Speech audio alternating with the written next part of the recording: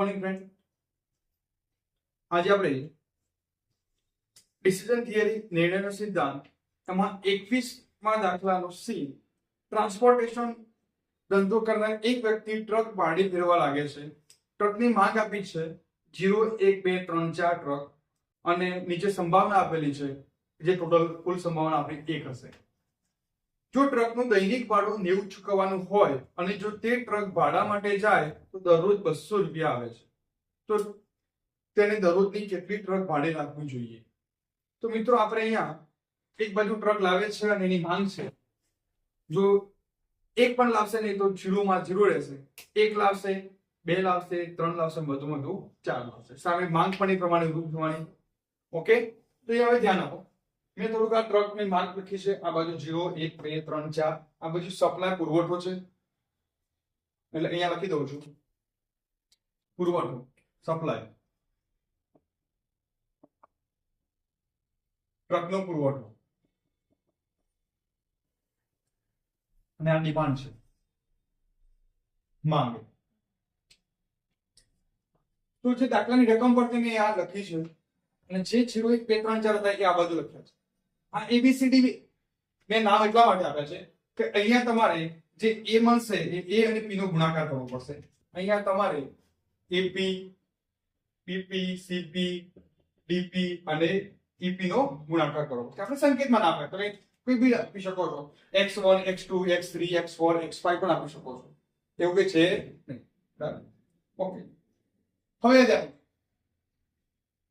જો ટ્રક લાવશે જ નહીં તો ભાડે જશે ખરો? તો અહીંયા તમામનો જવાબ કેવો હશે?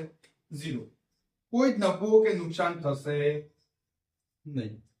જો એક ટ્રક ભાડે લાવશે, સપ્લાય લાવે છે અને સામે જતો નથી તો મિત્રો જો નહીં જાય તો આ એનું શું થશે? નુકસાન. ટ્રકનું દૈનિક ભાડું 90 રૂપિયા નુકસાન.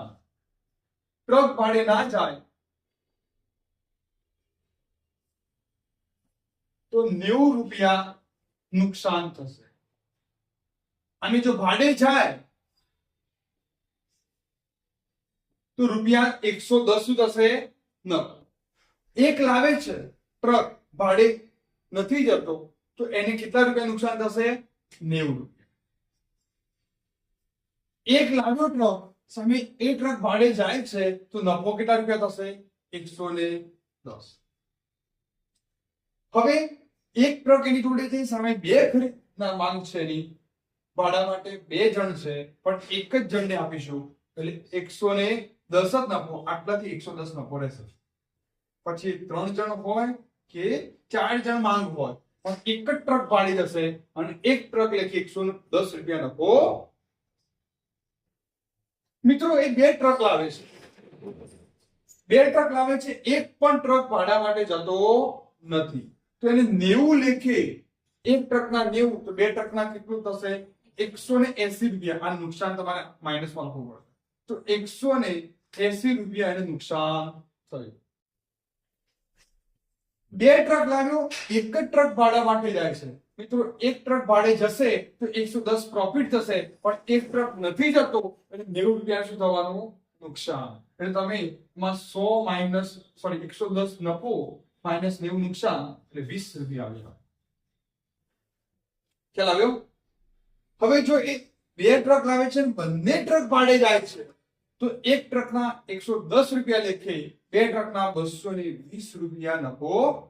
આટલાથી 220 ચાલશે.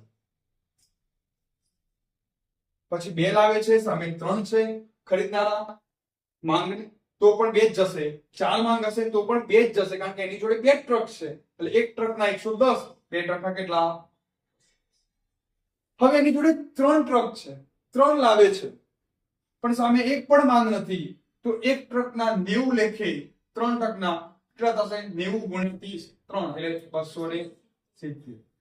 ખોટ થઈ.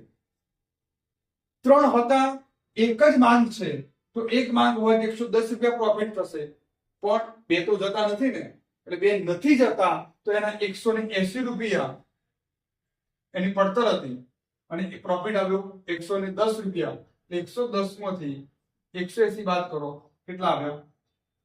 -70.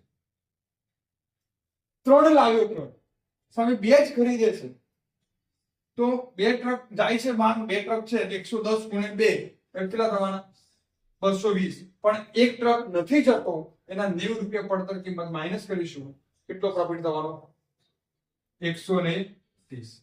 તો એ 100 હવે જો 3 ટ્રક માંગ છે, 3 લાવે છે, અને 3 માંગ, 3 ટ્રક ભાડે જાય છે, તો એક ટ્રકના 110 નફો થશે, 3 ટ્રકના કેટલા? 11 થઈ 300.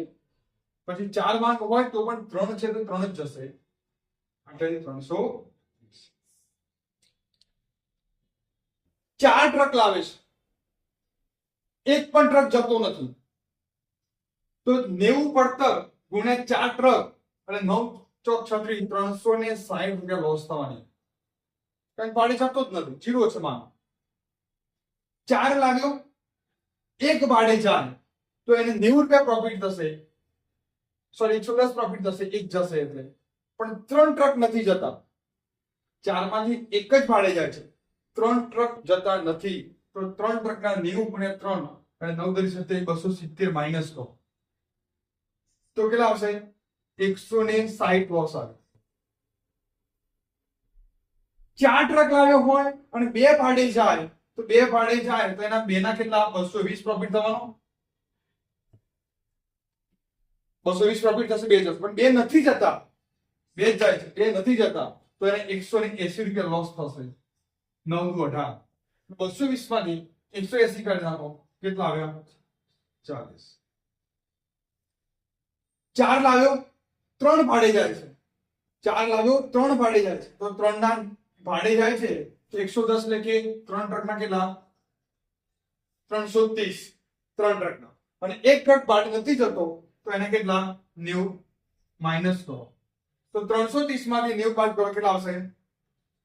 240. હવે 4 ટ્રક ભાડે જાય છે, તો 4 ટ્રક ભાડે જાય તો કેટલા આવશે? 440. 440. મિત્રો, આ તમારી ગણતરી મોટા ભાગે થઈ ગઈ.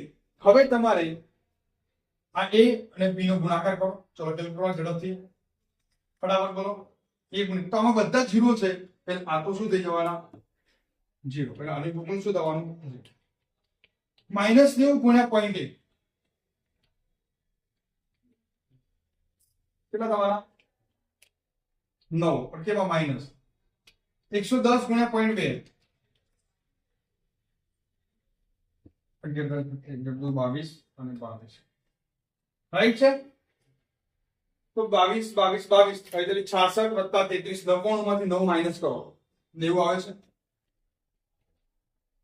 -180 ગુણ્યા 0.1 -18, 0.2 ગુણ્યા 20 4, 0.3 ગુણ્યા 220 એટલે 22 તારીખ 66, 0.2 ગુણ્યા 220 22 44, 22 ટોટલ 44 88 88 વત્તા 66 વત્તા 4 માઇનસ 18 140. અહીંયા 270 ગુણ્યા 0.1 એટલે -27, 7 દુ 14 -14 3 તરી 39, 33 ગુણ્યા એટલે 66 અને 66 સરવાળો 100 ને છેલ્લામાં 0.1 ગુણ્યા 36 એટલે -36, 16 દુ 32 -32, 4 તરી 12, 24 દુ 48 અને 44 દુ 88.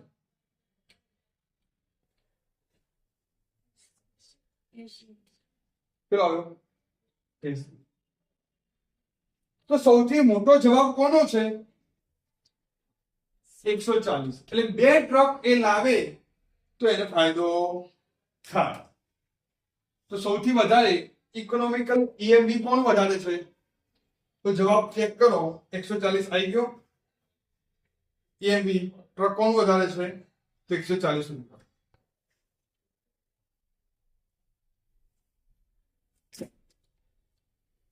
EMV મળી ગયું 140. એટલે 2 ટ્રક લાવે તો ફાયદો. ઓકે મિત્રો, જોઈ લો બીજા દાખલા તમે.